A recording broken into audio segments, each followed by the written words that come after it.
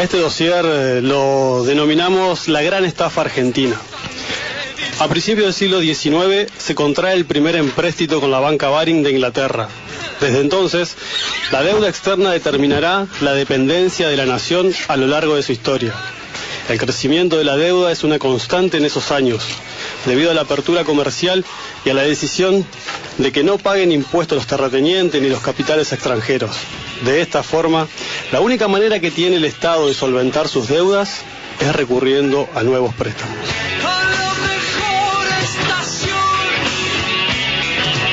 El gobierno popular del general Perón, consecuente con su proyecto de soberanía política, independencia económica y justicia social, se niega a participar en la fundación del Fondo Monetario Internacional, organismo de crédito que nace después de la Segunda Guerra Mundial.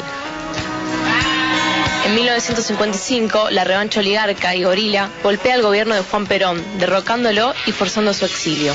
La revolución fusiladora, bajo la conducción del general Aramburu y los monopolios extranjeros, vuelve a entrar en el camino del endeudamiento. Ingresa al FMI, al Banco Mundial y al Club de París. Como consecuencia directa de estos, comienza a tener injerencia en la política nacional con un largo retorno al coloniaje. El 24 de marzo de 1976 comienza la dictadura más sangrienta de la historia argentina. La Junta Militar encabezada por Videla nombra como ministro de Economía a un hombre vinculado con las empresas y bancos extranjeros, José Alfredo Martínez de Oz. El resultado deriva en la destrucción de gran parte de la industria y el crecimiento del desempleo. Producto del conocimiento de todo lo que estaba ocurriendo durante la dictadura militar, determina que me presente a la Justicia Federal denunciando el problema de la deuda en el marco de todos los ilícitos del proceso. Allí se inicia esta investigación judicial, que lleva ya 15 años y que ha servido y sirve para acumular prueba sobre prueba que acreditan que la deuda externa es la mayor estafa de la historia de los argentinos. Acabamos de escuchar a Alejandro Olmos, periodista, político e historiador argentino, que estudió y denunció la ilegitimidad y fraudulencia de la deuda externa, como también los proyectos de privatización de los bienes nacionales. Al respecto, Olmos también decía lo siguiente. Bueno, la deuda externa surge por un conflicto que se generaría con motivo del exceso de petrodólares en el mundo. Martínez de Oz, cuando declara en la investigación judicial de la deuda, señala que cuando él asumió el Ministerio de Economía, el mundo estaba al borde de un verdadero crack que amenazaba con desestabilizar al sistema financiero internacional. Entonces el Fondo Monetario, el Banco Mundial y los distintos organismos internacionales encontraron como solución destinar esta enorme masa de dólares a países que pudieran absorberlos como créditos.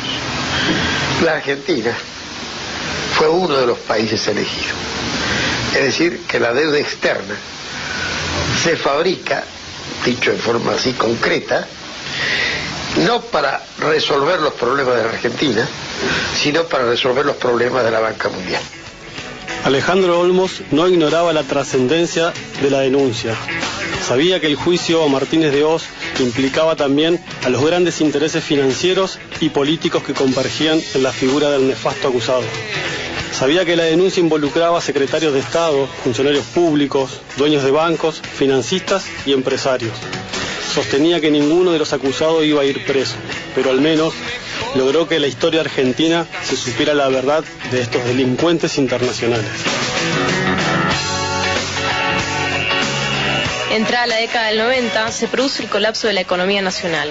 El precio del dólar se dispara. La espiral inflacionaria parece no tener fin, al igual que el aumento del desempleo y la deuda. Pero continúan las privatizaciones y los recortes del gasto público. Para entonces, la patria vive días agitados. El 19 de diciembre de 2001 se produce un estallido social. La respuesta del presidente ante un pueblo castigado por la pobreza y el hambre es el estado de sitio y la represión.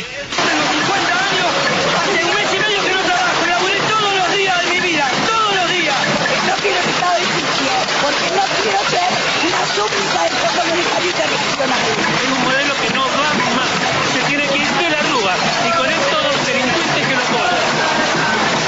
la Rúa renuncia y la Argentina entra en la crisis política y social más profunda de las últimas décadas.